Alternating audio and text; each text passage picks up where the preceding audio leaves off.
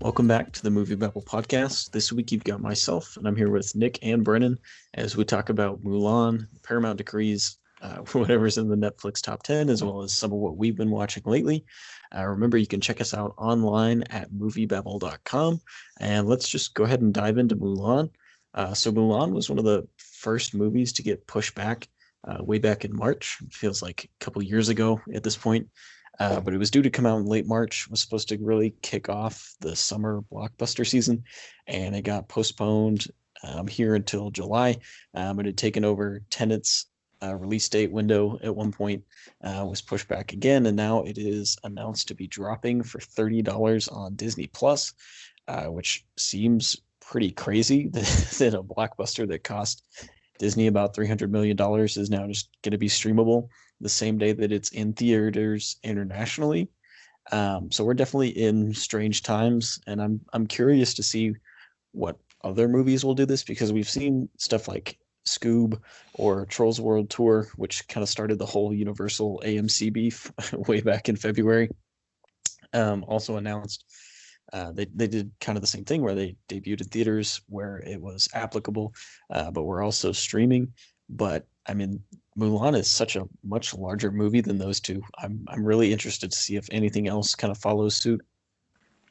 Yeah, it will be really fascinating because my guess is that everyone around the business will be looking at probably that Monday following Mulan's drop on Disney Plus, just to kind of see what the initial numbers are, if Disney releases them at all, or they don't, because we've been on here wondering, like, did 90 million people actually watch Extraction this weekend, or are they just like bullshitting us? So like, maybe, who knows, maybe Disney just never tells what their numbers are in this, so they can just, like, maybe we won't know if this was successful until they announce that some of their big project is going straight to Disney Plus. So this is really interesting, because for all the streaming services out there, this is really the first time where it's like an over-the-top purchase for a service that's already over the top.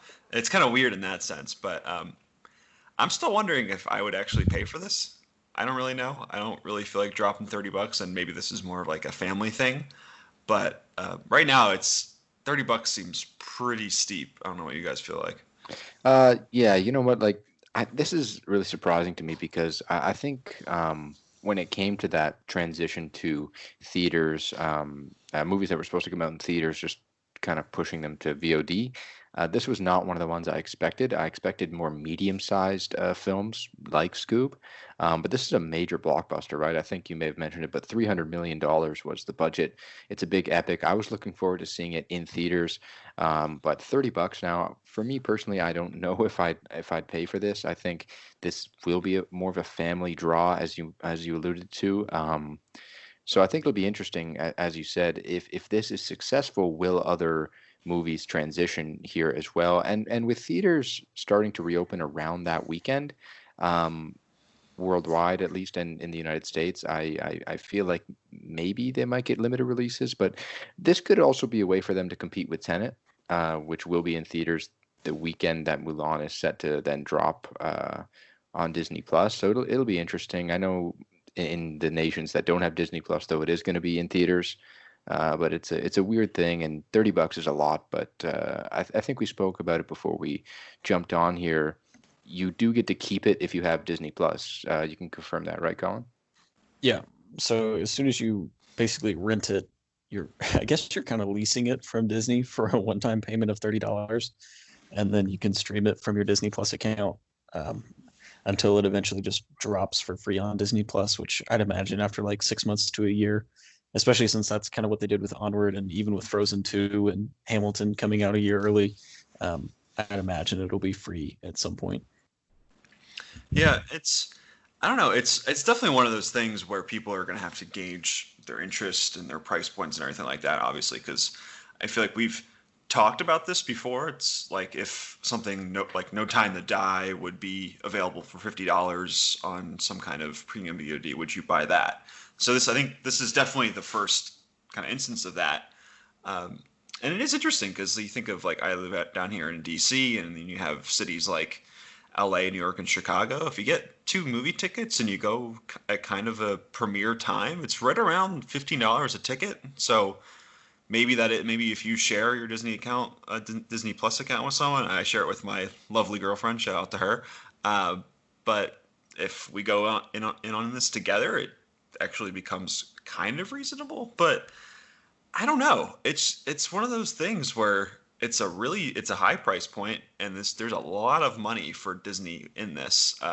It signals to me that they don't have much faith in theaters opening pretty soon, especially if they're looking at Tenet releasing at the same time. They're probably looking at this saying like, that's just not going to happen. So we need to start making money on this because we've spent so much on marketing and remarketing this after all of the changes all the release date changes. So I think this is just, it's weird. It's a pessimistic move in my mind, like right off the bat, because Disney just probably needs to make some money off of this eventually. But I feel like there is optimism in this because they feel like if this works, they could fundamentally change the business.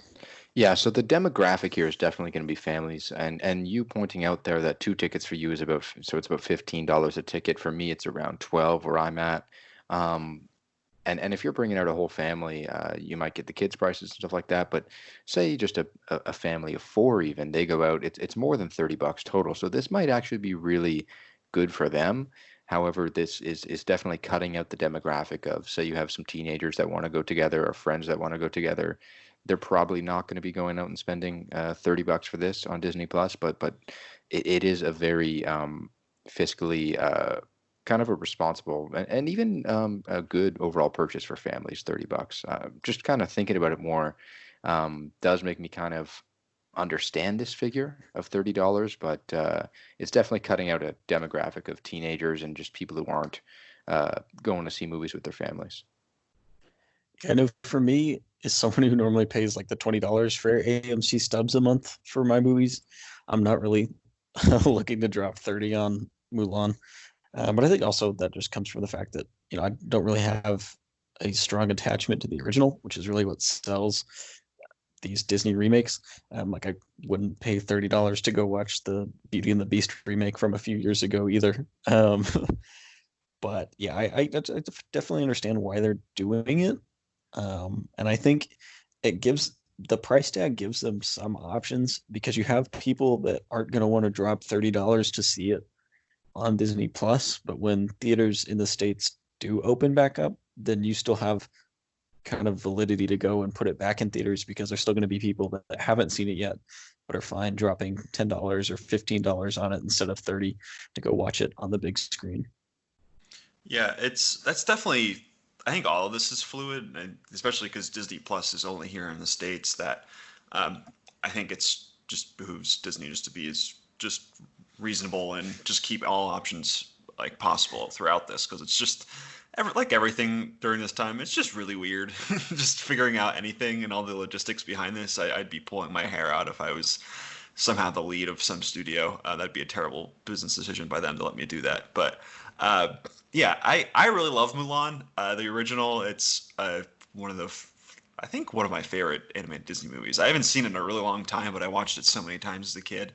It's like I know I've been like a little what's the word? Just frustrated with all the Disney member berries in the last few years and all their movies that feel pretty hollow. But I feel like Mulan is like the one movie where I'm like, all right, bring it on. This is great. I love this. So I was really looking forward to seeing this in theaters. So yeah, I do get it. Kind of, I'm warming up to it a little bit, like Brennan is, like where it makes sense. I just don't really know. It might be come to this point where I see it on my Disney Plus screen where I'm like, fuck it, let's just do it and see what happens, kind of thing. But yeah, it's really, really fascinating for Disney, and I think it really is worth stressing just like how much this could change everything if it works out. And like we're going to talk about the Paramount Decree in a little bit, but like theaters just might not they'll have less blockbusters to deal with, and that's where they gain all their money on concessions and everything. So this is definitely something that I feel like everyone is going to be paying attention to. Yeah, it's definitely going to be something to watch. Trolls World Tour was strong enough to get Universal movies banned from AMC for a little while. So it'll be interesting to see how theater chains react to this. But again, I think that's kind of where that fluidity comes in, is that Disney is still planning to release this in theaters. But it's interesting that we haven't seen as much outrage, even though it's launching pretty much same day in theaters and streaming, which was the big issue with Trolls. I guess that's just kind of indicative of how tired the world is of COVID right now.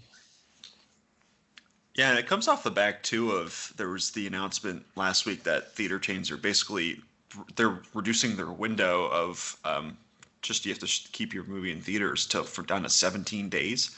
It was like at 70 before, so you had like all these movies who were only like really in theaters for 2 weeks, but then weren't making any money, so theaters would drop them. But then all these distributors still couldn't do anything with them because they had to wait that 70-day window before they could put them on VOD or whatever. And now that's gone. Like, we have 17 days now.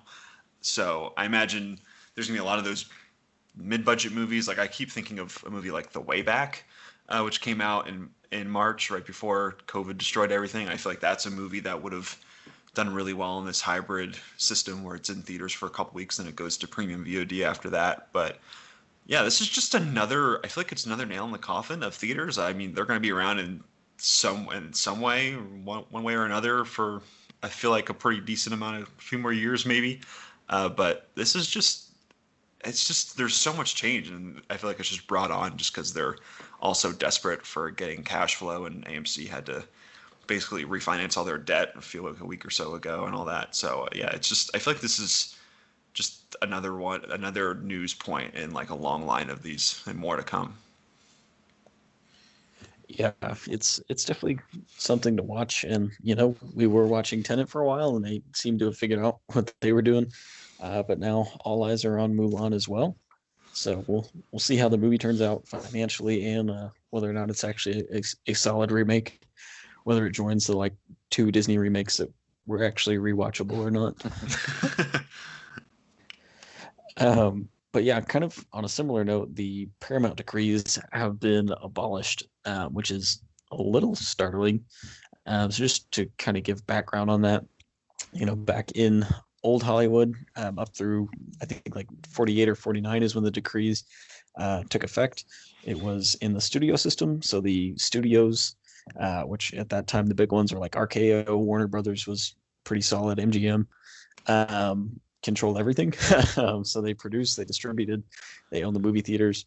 There really wasn't a whole lot of independent cinema or any kind of smaller studios. If you didn't have enough money to do everything, then you didn't have enough money to do anything. Was basically how it worked. And so to break up those monopolies, the federal government enacted the Paramount Decrees, which was a case against Paramount, and basically came down to the fact that theaters could no longer be owned by the studios making movies. So that legislation has been in place for the past, how many years is that? 70-ish years at this point. But it is now over, just because with the way that content has changed, because now there is streaming and home video, and just a completely different look to how movies are made and distributed than there was, back when you saw a movie in theaters and then it was done, back in the studio days. So the government has reevaluated that, but it could be tricky, because now this gives movie theater chains the power to basically charge whatever they want to show outsider movies. So say Disney, for instance, could come in and scoop up AMC and then say, if you want to see a Disney movie, you have to come to an AMC theater. You have to come to our theater to see it.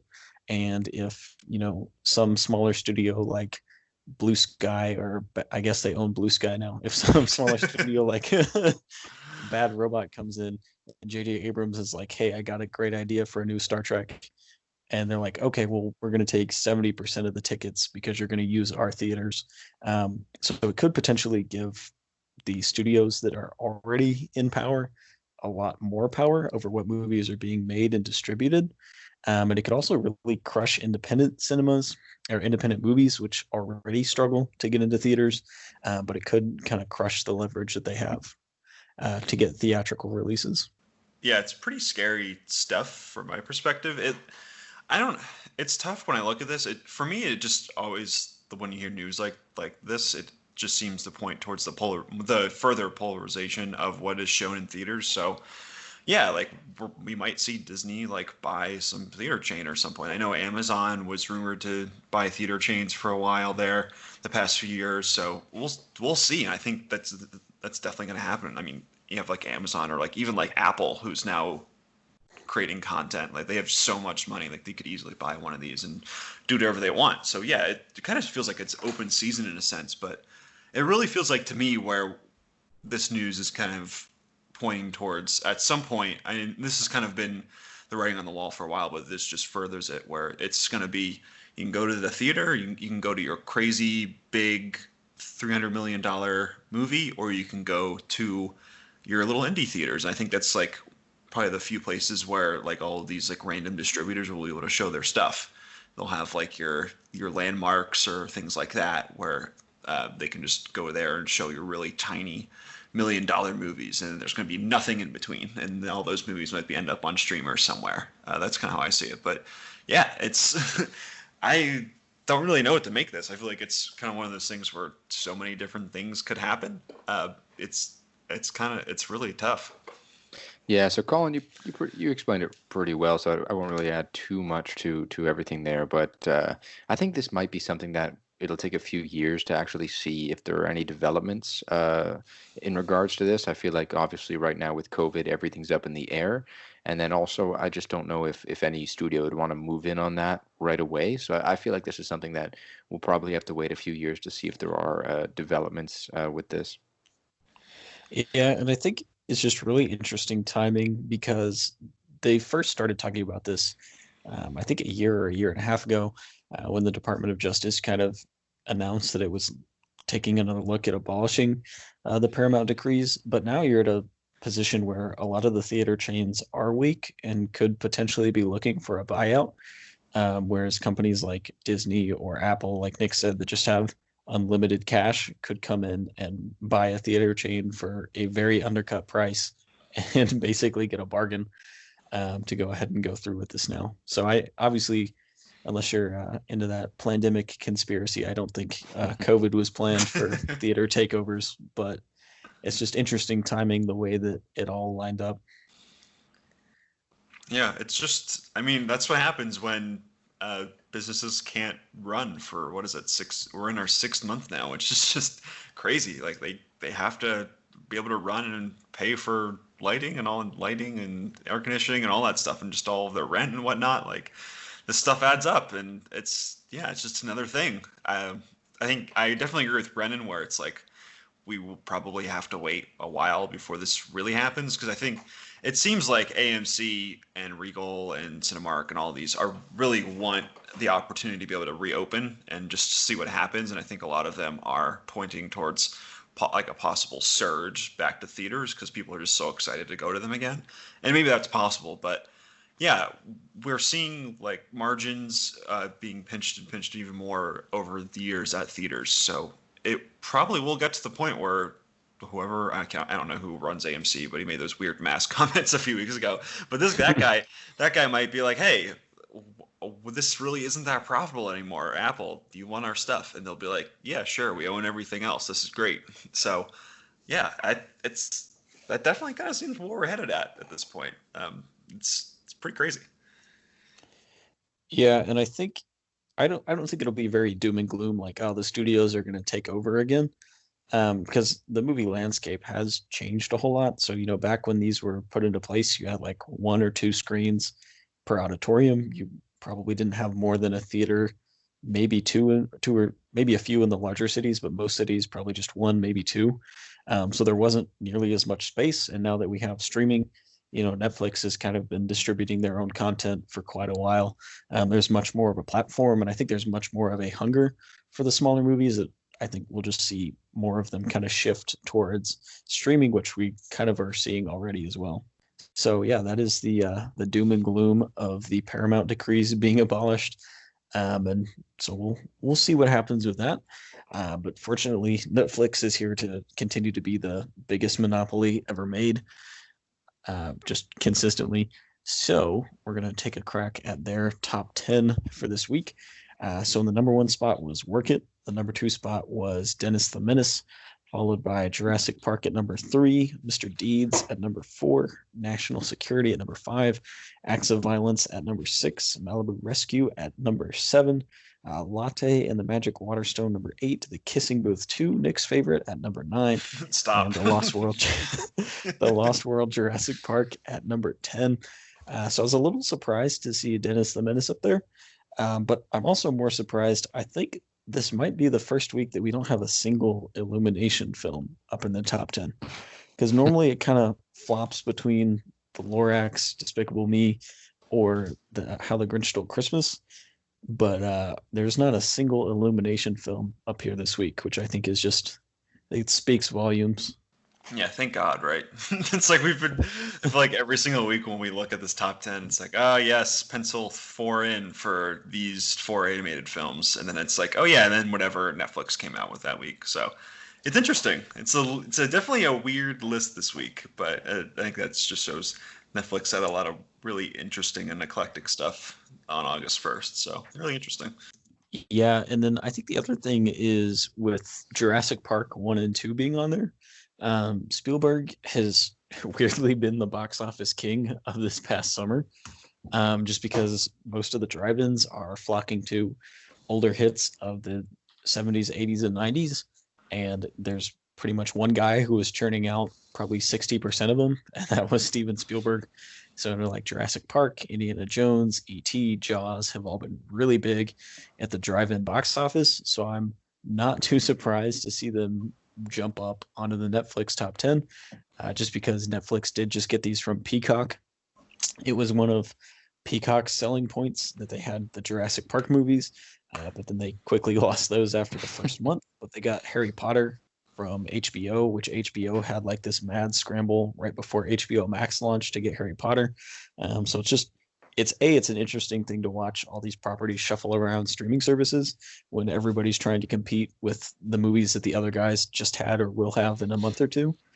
And it's also just interesting to see Spielberg still being king. I mean, this guy has been dominating the box office for decades, since 1975 when he created the blockbuster, and he's still going strong. Yeah, it's a pretty neat list. I mean, to see both those on there, and just it's kind of funny, just as you point out, all those streaming services kind of shuffling around properties. That's kind of messy. I'm glad I don't have like all of them, so I have to keep bouncing around. But I watched Jurassic Park 2 the other day. I think it's not a bad movie. I know that it gets a lot of hate, not as much hate as the third one, but I think it's slightly underrated. I think it's a good movie. But yeah, Spielberg is king, and he always has been. I am so confused by all this stuff switching streaming services. I never understand it, and then I go on there and it's like, what? Like, why? I don't understand why Harry Potter isn't on HBO as a Warner property, but I feel like we're going to deal with this for the next few years, because this is all kind of like the last few years of all these rights issues where people didn't realize they were going to make streaming services, but they still have to like honor all of these deals. We're like, oh yes, you're allowed to have this property until this date, and then I'm sure maybe, who knows, 2025 we finally get a cure for COVID that year, and then we finally get to have HBO Max have Harry Potter, and everything goes back to where it should be, and everything makes sense in the world. But yeah, it's really annoying for now, where it's like you don't quite know where everything is, and there's just so many streaming services at this point where it's just kind of mind-boggling. It's really frustrating to me. I struggle with it a lot. Yeah, and I think just a little Spielberg tidbit is, so he's had the highest grossing movie of all time 3 times in his career, and he's one of 2 directors who has lost the title to himself. So he had Jaws was the highest grossing movie until Star Wars came out. And then he had E.T., and E.T. was the highest grossing movie for 10 years until Jurassic Park beat it. And then James Cameron did the same thing between Titanic and Avatar. So just a little box office trivia there. I appreciate it. So yeah, Spielberg is king. He's adding to his billions with the drive-in revenues, which is just really interesting, since drive-ins have been kind of looked on as dead for the past several years. I mean, they've really struggled over the past decade, and then somehow they're the most functional movie-going experience right now. But besides drive-ins, streaming is still going pretty strong. So this weekend had a pretty high-profile release, I'd say, with Seth Rogen's An American Pickle on HBO Max. This is one that HBO Max has kind of been boosting for a while because it is one of their first originals to hit the service. And it's a Seth Rogen movie, so you've got a good lead star in it. I am disappointed that he doesn't turn into an actual pickle, like the synopsis led me to believe back when they released it in May. But nonetheless, I understand that people are enjoying it. So I'll let you talk about it a little bit, Nick. Yeah, I like this movie. It's really funny to see. I kind of feel like this is the best Seth Rogen performance possibly. I'm kind of one of those people that really likes a lot of his movies where, like, yeah, they have a bunch of dick jokes and there's a bunch of weed and all that in there, but I feel like underneath a lot of them, they're like getting at kind of interesting and important ideas. So like you look at those Neighbors movies, and yes, you have like Zac Efron doing like Al Pacino impressions or whatever, but you also have like it's basically a story about like new parents like struggling to raise their child, and then you have like This Is the End, which is like one of my favorite movies ever. Maybe I love that movie so much, and it's just like a Seth Rogen and all of his friends hanging out dealing with the apocalypse, but it's also like about the afterlife and all this crazy stuff. Then you have like Long Shot last year, which was obviously a political spoof, but then also just deals with like dealing with relationships as well, and kind of like what we view as how we view our significant others and how everyone else views that. And so I like a lot of his stuff, and I think this is kind of somewhere in the middle.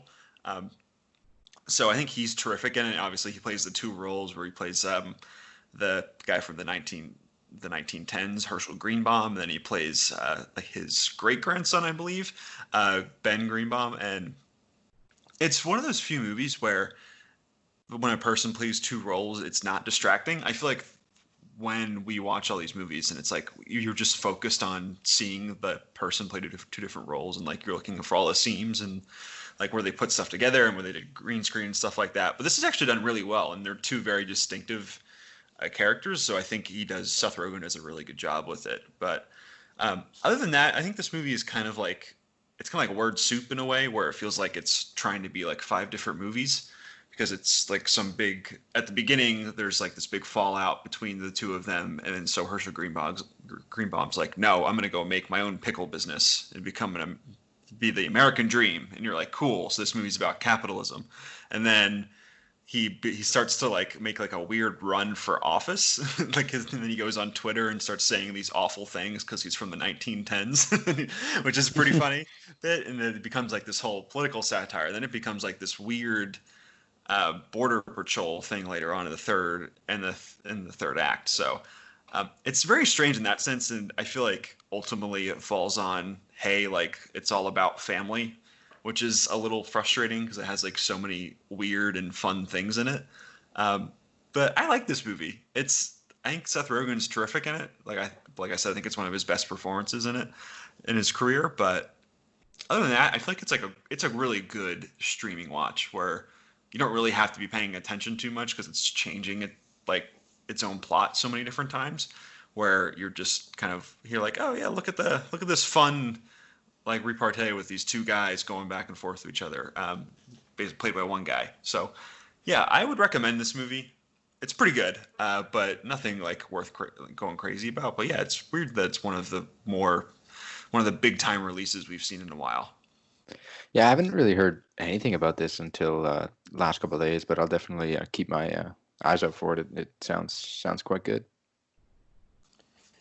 Yeah, it's one I want to check out. I just got distracted by what I'm going to talk about a little bit later on. But yeah, I'm down for An American Pickle. I will forgive its lack of actual pickle, but I'll forgive it, but I won't forget. There is a lot of pickle talk in this movie, though. Like this movie, even though there isn't a humanoid pickle, they love pickles in this movie. So you probably get your pickle talk in this one. You'll probably be satiated. Yeah, and it's not even a Rick and Morty thing. Like I've never seen a full episode of Rick and Morty. But when you call a movie an American Pickle and say that a man gets brined for 100 years, I expect him to come out at least green. That's just my grievance with this movie. It's kind of weird because this movie, like you think with that premise where a guy gets brined over 100 years and he ends up in real life, you'd think this is like it's some crazy slapstick movie, and this is actually one of the more heartfelt and more like dramatic Seth Rogen movies that I've seen in a really long time, which is really strange. And then maybe that might not work for some people, but I'd probably classify this as a dramedy more than it's actually a comedy because it's a lot of like heartfelt like family stuff going back and forth between these guys, and all the jokes are more of kind of like clever sequences or like fun setups for inevitable backlashes, like the thing I talked about with Twitter and all that stuff like that. But yeah, it's a strange one. It makes sense why this movie headed towards streaming because it's a hard one to pin down, but it's also just really interesting. So it's like people would be interested in checking it out because they know, oh yeah, it's the new Seth Rogen movie. But yeah, it's really weird, but I do like it a lot. Well, I guess I can check it out. I can forgive it that much. But then there was another. It's definitely a much smaller release on Shudder, which is basically just a horror-only streaming service. They do a lot of horror originals as well as the endless direct-to-DVD sequels that pretty much every high-profile horror movie gets. But this is one that Nick and I actually saw at Sundance called La Llorona. This is not The Curse of La Llorona, which was a movie that came out a few years ago, but it does adapt the same Mexican folktale and the folklore about La Llorona, which is the weeping woman. And I think I really appreciate how not scary this movie is, and just how, yes, it has a lot of horror elements, but it's more just like a tense, kind of creepy movie rather than there's anything that's outright scary. And it just really weaves this folklore into this just really poignant story about genocide, which I felt a little detached from, just because my knowledge of a lot of the coups and that kind of activity in South America in the 80s, which this movie really reacts to, I just don't know a ton about it. But I think it was just a really well done commentary on kind of the state of that society going through everything that led into all those coups, and to kind of looking at the horrors that happened in them from a period of 30 years later. Yeah, I kind of agree with you where this movie, in the moment, I think we both looked at each other after we saw this movie and we're like, this movie is obviously really well done, but we felt a little cold towards it. And I find myself thinking about it a lot ever since, and I think it is because it does so well at a lot of those things that you just mentioned. And I guess as a quick primer for it, this movie circles around a general who's finally in trial for just all the genocide of like a ton of Mayans, like a couple decades previous, and so it's finally his day in court, and all the people are talking against him and sharing their stories, and the general is starting to go senile, and so the rest of this movie is in this big mansion, their own mansion, and there's police barricades around it because there's just protesters all over the house, just screaming and yelling and just wanting their piece in all of this. And then that's when the La Llorona folklore comes into this as well, because it starts to haunt the general and his family, and it's really terrific. Like you said, Collin, it's not scary. Like there's no jump scares in it, and there's not a lot of super extended horror sequences in it, but it's using that idea to just really just a lot better than The Curse of La Llorona. Frankly, it's just a far superior movie, and it has a lot of different things on its mind. I don't know if it's necessarily a movie for everyone. It's one of those movies where you really have to sit with it and kind of contemplate over it afterwards to really get it, and also just read history books to understand a lot of what it's getting at. But I really like this movie a lot. Yeah, take your kids. But no, I think this movie, it's a very still movie, and there are some pretty good moments of like genuine horror. revolving around some of the side characters, and particularly an actual weeping woman. And yeah, I just think it's really well done. I wish I had resonated with it a little bit more, but for what connections I did have with it, I think it was just really incredibly well put together. While Yorona is one that definitely have thought about a lot since Sundance. So if you do have Shudder, or if you want to get into Shudder, make sure to check that out. But we also want to talk about what we've been streaming or watching on our own. So Brennan, if you want to take it away with that. Yeah, for sure. And just real quick, Shudder. These last few weeks, you guys have been bringing it up a lot, so I think I'm gonna finally invest into Shudder. It seems like a good smart move. So this past week, I was watching a lot of, I guess you could argue, mainstream stuff, but there are two movies here that very popular movies that I wanted to mention real quick. One that I had watched bits and pieces of throughout my life, but never the full thing. But I needed to mention these on the pod this week because I don't want my cinephile card revoked. So I finally got to watch in full both The Big Lebowski and Ferris Bueller. Ferris Bueller's Day Off. Oh God, what's it called? That's what it's called, right? Yeah, Ferris Bueller's Day Off. Yeah. Oh my God. Keep it in. Whenever Collin, I talk keep movie, it in. all I talk about is Ferris Bueller. That's all I say. So I don't know the title. My bad. Anyways, let's see if I can recover. Okay. So I finally got to watch The Big Lebowski and Ferris Bueller's Day Off in full. I mean, these are movies that I've watched bits and pieces of over the years, but finally in full. Big Lebowski's great. I mean, that's a phenomenal one. John Goodman was the highlight for me. Just every line that he spouts out has to connect back to Vietnam, and that was just perfect. I think my favorite character in that is Philip Seymour Hoffman. I think everything he does in that movie is fucking hilarious. Like his laugh is just so good. He has like 3 like programmed responses to everything that people say. It's oh my god, he kills me in that movie. He's good. I just love John Goodman though. Anytime Donnie says something, Steve Buscemi, anytime he says something, he's just like, shut up, Donnie. It's too good. It's too good. Great movie. And no, it's great. And Philip Seymour Hoffman, weirdly, he's been in like every movie I've watched in the last few weeks. I think in the last 2 to 3 weeks, I've seen him in like 6 things I've watched. Great actor. I miss him. He's just so good. Yeah. Big Lebowski is one of the Coen Brother movies I haven't seen, which I am ashamed of that fact, but I will get to it at some point. I promise. You should. I'm revoking your card. Cinema card revoked. I was too busy watching the Kissing Booth franchise. Stop it. I hate this running joke so much.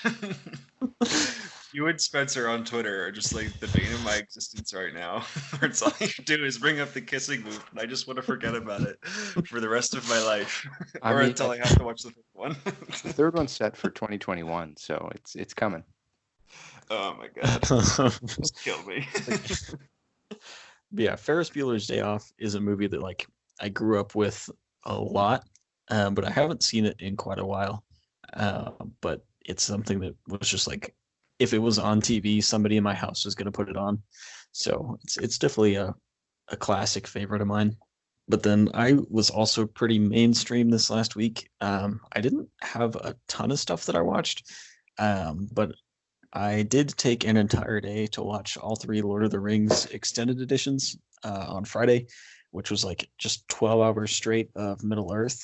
Which was insane. But I just finished the books like a couple days earlier, and this is something that I've been looking forward to all summer. So that was nice. And then I started in on the documentaries because Peter Jackson just had constant documentary filming going on throughout the like 8 years that these were in production.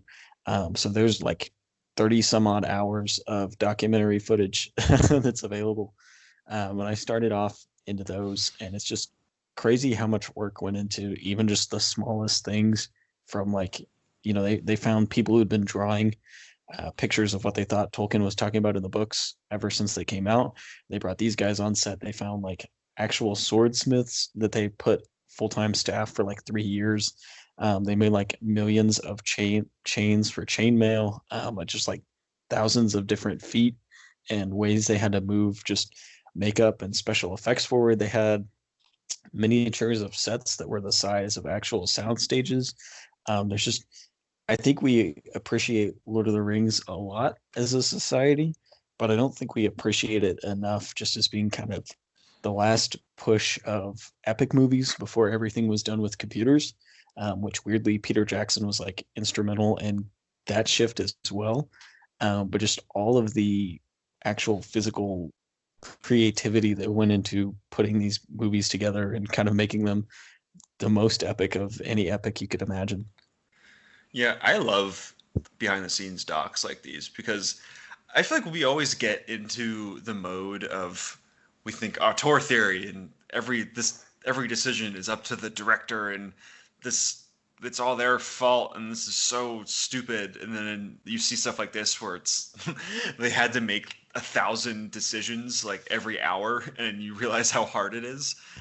It's so fascinating, and you're right, or just there's so much detail in all these movies where I feel like I've said this a few times where I really like Lord of the Rings movies. They're not ones that I return to a lot, but I totally acknowledge that they're just terrific and just amazing feats of just capital C cinema in general. But yeah, I need to check out these docs. Where are they available? So I have the Lord of the Rings extended edition DVD set, which they like went in and remastered all the extended editions, and then there are like 6 DVDs just filled with all of the documentaries. I think a lot of them are available online as well, but I'm like half of a disc in, and I've watched like 5 or 6 hours of documentaries. There's just so much there. Good God, The Irishman's got nothing on that. Yeah, we really don't appreciate just like how much New Zealand did for us. Like they just had to end up they just had to end up buying like chunks of New Zealand to build all the sets, and to like build the Shire into the landscape. And then just like watching these documentaries, I have more appreciation for why Peter Jackson didn't want to come back for the Hobbit movies. Because just like this was almost a 10-year span of his life where he was just day in and day out, just overwhelmed with all of this stuff. And I can't imagine like doing that twice.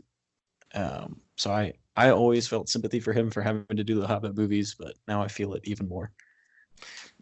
Yeah, and shout out to New Zealand. Great country, great stuff from them. But yeah, I feel bad for him too, and I feel like he's been really quiet since the Hobbit movies came out. I don't think he's directed a movie since, right? Or I know he was a big producer on remember Mortal Engines? Remember that? I know he was big on that, and he was kind of like what James Cameron's been doing for a while, and he was the big producer on it for years, but also a big creative input as well on it. But yeah, I feel like in a way the Hobbit movies broke him a little bit, or he just thought like he needed a break for a little bit. Like that stuff is so tough. I could never imagine that. Like I feel like if I was a director, which probably will never happen ever, because anyone who gives me money, just a very bad idea.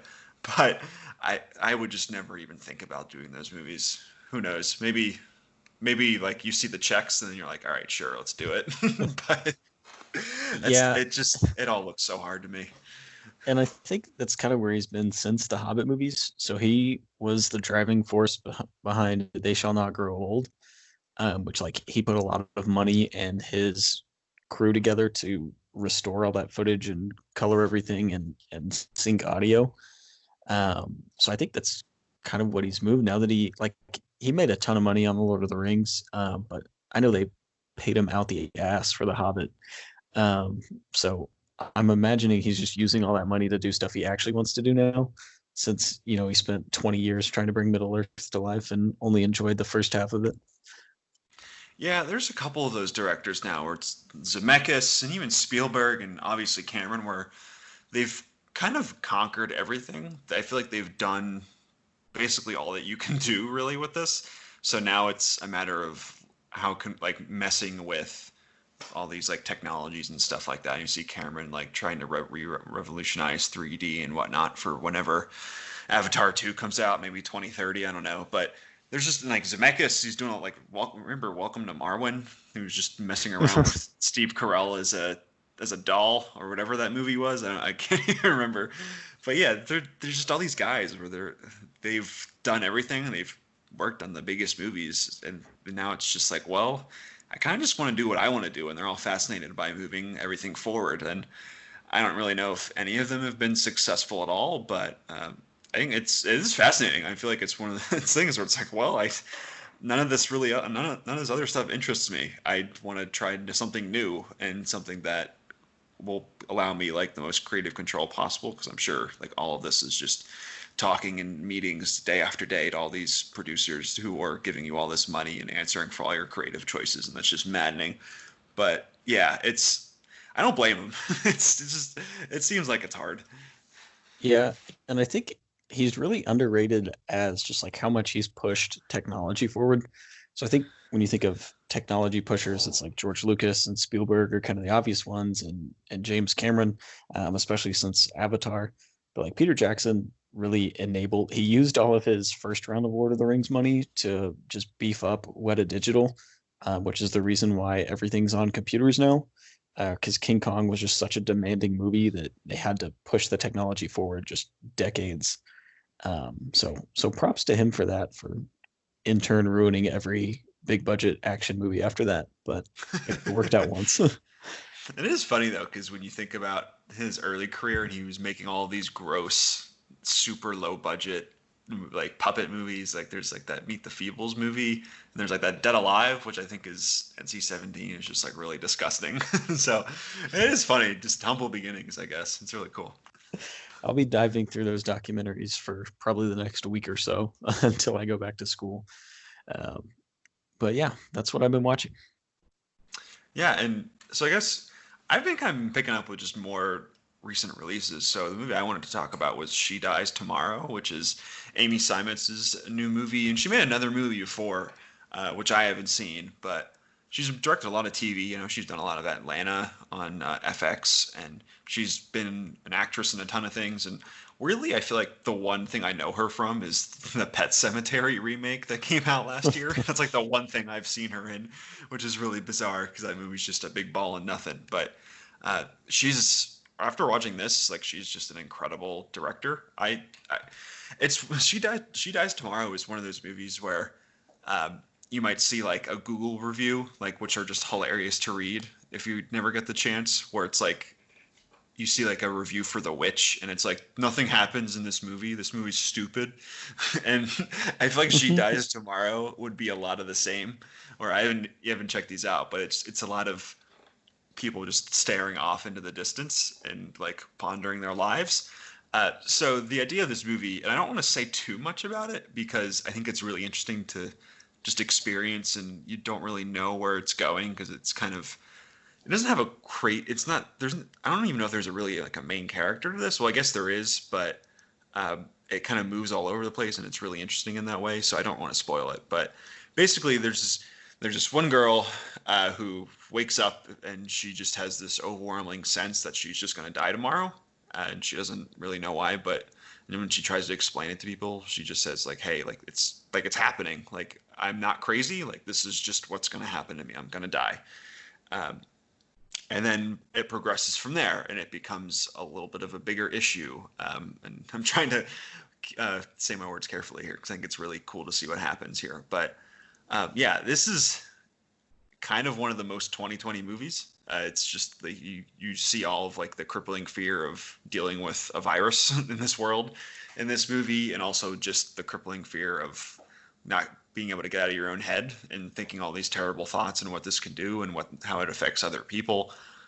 I really love this movie. I think I literally just watched this movie before we jumped on here, so it's a lot to digest, but I want to say it's one of my favorites of the year. I think it's terrific, and I hope people check it out because I think it's available to rent for $5 or $6 right now. So it's really, really terrific, and go in knowing as little as possible. Yeah, I stand less than $10 rentals. I'm not here for that $20-$30 rental stuff. No. Suck it, Mulan. I'm just gonna watch She Dies Tomorrow 3 times instead. But yeah, there's been like a lot of pretty solid horror or like horror adjacent releases lately, so I'm excited to check it out. Yeah, I really like this movie. I really want to see what Amy Simons does next because there's a lot of really cool director choices and the way she uses color in this. And this movie isn't very expensive at all. It's pretty lo-fi, but it does have some fun little cameos in there, which I'll save for people. But yeah, there's a lot of craft in here. I'm looking forward to. I don't want to see her get a crazy budget movie. I mean, I hope she gets paid, but I don't want to see her do like Transformers 10. That'd just be so sad to me. But I would just love to see her get like $20 million to make something. It would be so interesting because it's really, really cool, this movie. I'd actually like to see her do Transformers 10.